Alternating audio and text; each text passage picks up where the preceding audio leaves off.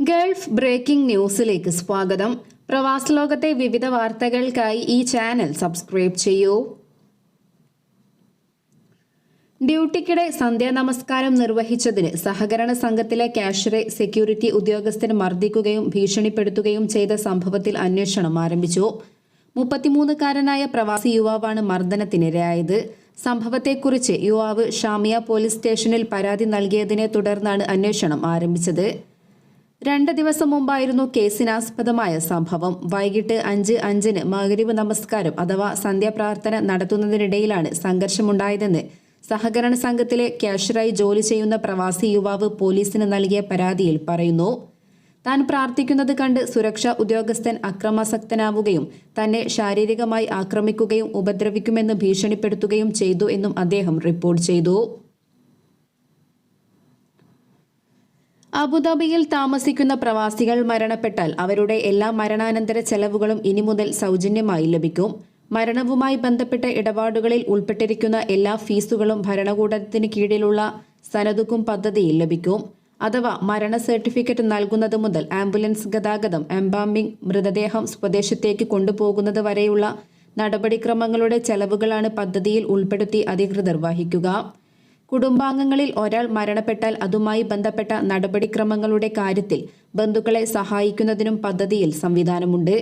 നേരത്തെ UAE പൗരന്മാർക്ക് മാത്രമായിരുന്നു ഈ പദ്ധതി നടപ്പിലാക്കിയിരുന്നത്. എന്നാൽ ഈ സൗജന്യ സേവനങ്ങൾ പ്രവാസികൾക്ക് കൂടി ലഭ്യമാക്കിയതായി അബുദാബി ആരോഗ്യവകുപ്പ് അധികൃതർ അറിയിച്ചു. പ്രിയപ്പെട്ട ഒരാൾ മരിക്കുമ്പോൾ കുടുംബങ്ങൾക്ക് ആവശ്യമായ എല്ലാ സഹായങ്ങളും സനദുക്കും നൽകും. ഇത്തരം പ്രയാസകരമായ സമയത്ത് താമസക്കാർ അതുമായി ബന്ധപ്പെട്ട ചെലവിനെക്കുറിച്ച് ഓർത്ത് വിഷമിക്കേണ്ട കാര്യമില്ലെന്നും അധികൃതർ കൂട്ടിച്ചേർത്തു. ദുബൈയിലെ കാറുകളിലെ സീറ്റ് ഷെയറിംഗിന് സമാനമായി മിനി ബസ് സീറ്റുകളും യാത്രക്കാർക്കിടയിൽ പങ്കുവയ്ക്കാൻ സൗകര്യമൊരുക്കുന്ന ബസ് പൂൾ സംവിധാനം നിലവിൽ വന്നു. സ്മാർട്ട് ആപ്പുകളിലെ ബുക്കിംഗ് സംവിധാനത്തിലൂടെ ദുബൈയിലെ യാത്രക്കാർക്ക് ഇനി തങ്ങളുടെ ലക്ഷ്യസ്ഥാനത്തേക്ക് ബസ് പൂൾ ചെയ്യാമെന്ന് അധികൃതർ പ്രഖ്യാപിച്ചു. ആദ്യഘട്ടത്തിൽ ദുബൈയിലെ ദൈറയിലാണ് ബസ് പൂൾ സംവിധാനം നടപ്പിലാക്കുന്നത്. ഇവിടെ നിന്നും തുടക്കത്തിൽ ബിസിനസ് ബേ, ദുബൈ മോൾ, മിർദിഫ്, ദുബൈ ഫെസ്റ്റിവൽ സിറ്റി തുടങ്ങിയ സെൻട്രൽ ബിസിനസ് ജില്ലകളിലേക്കായിരിക്കും മിനി ബസ്സുകൾ സർവീസ് നടത്തുക. ക്രമേണ ദുബൈ എമിറേറ്റിന്റെ എല്ലാ ഭാഗങ്ങളിലും മിനി ബസ് പൂളിംഗ് സേവനം വ്യാപിപ്പിക്കാനാണ് പദ്ധതി. ബസ് പൂളിംഗ് സംവിധാനത്തിലൂടെ യാത്രാ നിരക്കും കുറയ്ക്കാം. എന്നാൽ യാത്രാ ദൂരവും സേവനത്തിനുള്ള ഡിമാൻഡും അടിസ്ഥാനമാക്കി ബസിന്റെ നിരക്ക് മാറും. കൂടാതെ സിംഗിൾ ട്രിപ്പുകൾക്ക് പുറമെ ഒരാഴ്ചത്തേക്കും മാസത്തേക്കും മിനി ബസ്സുകൾ ഈ സംവിധാനത്തിലൂടെ ബുക്ക് ചെയ്യാം. 13 മുതൽ 30 വരെ യാത്രക്കാരെ ഉൾക്കൊള്ളാനാകുന്ന ബസ്സുകളാണ് ഇതിനായി ഉപയോഗിക്കുക. ഒമാനിൽ സ്വകാര്യ മേഖലയിലെ സ്ഥാപനങ്ങൾക്കിടയിൽ പ്രവാസി തൊഴിലാളികളെ താൽക്കാലികമായി ട്രാൻസ്ഫർ ചെയ്യുന്നതിന് അനുമതി. നിബന്ധനകൾക്ക് വിധേയമായി പരമാവധി 6 മാസത്തേക്കാണ് പ്രവാസി ജീവനക്കാരെ കൈമാറ്റം ചെയ്യാൻ സാധിക്കുക.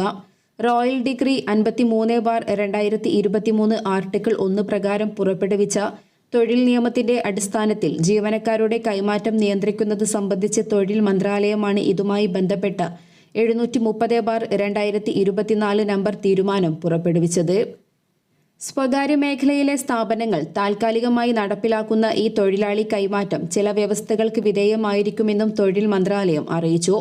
അതിൽ ഏറ്റവും പ്രധാനം സ്വദേശികൾക്കായി മാത്രം നിശ്ചയിക്കപ്പെട്ട അഥവാ ഒമാനൈസ് ചെയ്ത തൊഴിൽ മേഖലയിലേക്ക് പ്രവാസി തൊഴിലാളിയെ ട്രാൻസ്ഫർ ചെയ്യാൻ പാടില്ല എന്നതാണ്. തൊഴിലാളിയെ അയാളുടെ വർക്ക് പെർമിറ്റിലുള്ള പ്രൊഫഷന്റെ അതേ വിഭാഗത്തിലുള്ള ഒരു പ്രൊഫഷനിലേക്ക് മാത്രമേ ട്രാൻസ്ഫർ ചെയ്യാൻ പാടുള്ളൂ.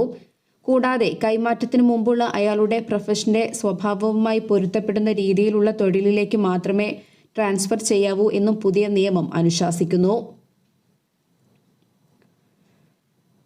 ഉംറ തീർത്ഥാടകനായ കാസർഗോഡ് സ്വദേശി മദീനയിൽ മരണപ്പെട്ടു. മക്കയിൽ ഉംറ നിർവഹിച്ച ശേഷം മദീന സന്ദർശനത്തിന് എത്തിയ ഇദ്ദേഹത്തിന് ന്യൂമോണിയ ബാധിച്ച് മദീന അൽസലാം ആശുപത്രിയിൽ ചികിത്സയിലിരിക്കെയാണ് മരണം. കുവൈറ്റിന്റെ വിവിധ ഭാഗങ്ങളിൽ നടത്തിയ റെയ്ഡുകളിൽ വൻതോതിൽ മയക്കുമരുന്നും മദ്യവും ലഹരി ഗുളികകളും പിടികൂടി. വിവിധ സ്ഥലങ്ങളിൽ നിന്നായി 19 പേരെയാണ് അറസ്റ്റ് ചെയ്തത്.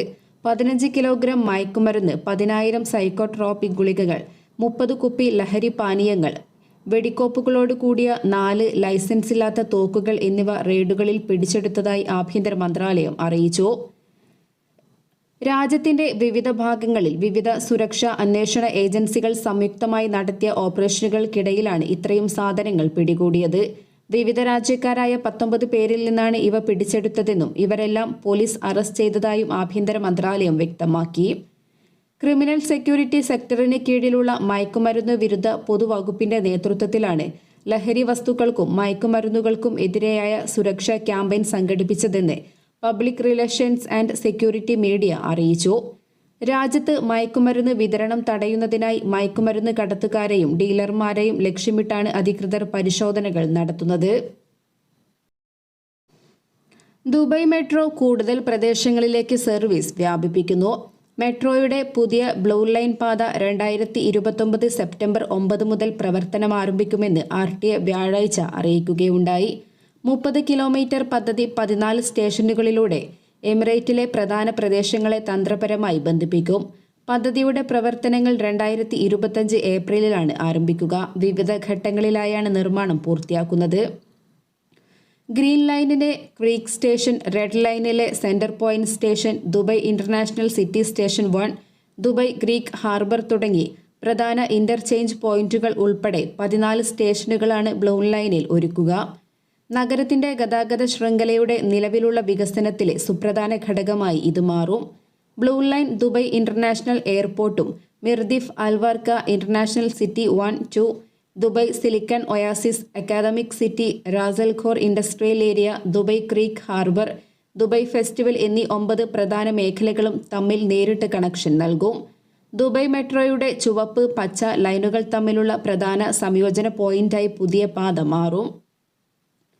അതേസമയം പദ്ധതിയുടെ നിർമ്മാണത്തിന് 3 പ്രമുഖ തുർക്കി ചൈനീസ് കമ്പനികളുടെ കൺസോർഷ്യത്തിന് 20.5 ബില്യൺ ദിർഹം മൂല്യമുള്ള കരാറുകൾ നൽകിയതായി RTA അറിയിച്ചു.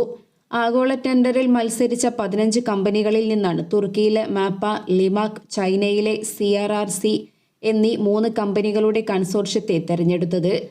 നിർമ്മാണ പ്രവർത്തനങ്ങൾ തുർക്കി കമ്പനികൾക്കും ട്രെയിനും റെയിൽവേ സംവിധാനങ്ങൾ സ്ഥാപിക്കുന്നതിന്റെ ചുമതല ചൈനീസ് കമ്പനിക്കുമാണ്. രാജ്യാന്തര തലത്തിൽ ഈ കമ്പനികൾ നേതൃത്വം നൽകിയ പദ്ധതികളുടെ വിജയമാണ് ബ്ലൂ ലൈൻ കരാർ ഇവർക്ക് നൽകുന്നതിന് കാരണമായതെന്ന് RTA ഡയറക്ടർ ജനറൽ മതാർ അൽ തായർ അറിയിച്ചു. കമ്പനികളുടെ കൺസോർഷ്യം സമർപ്പിച്ച സംയോജിത പദ്ധതി രേഖ മികച്ചതാണെന്നും സമയബന്ധിതമായി പദ്ധതി പൂർത്തിയാക്കുമെന്നതിൽ ആത്മവിശ്വാസമുണ്ടെന്നും അൽ തായർ കൂട്ടിച്ചേർത്തു. ഇതോടെ ഇന്നത്തെ വാർത്തകൾ അവസാനിക്കുന്നു. വിവിധ വാർത്തകളുമായി വീണ്ടും കാണുന്നതുവരെ നന്ദി, നമസ്കാരം.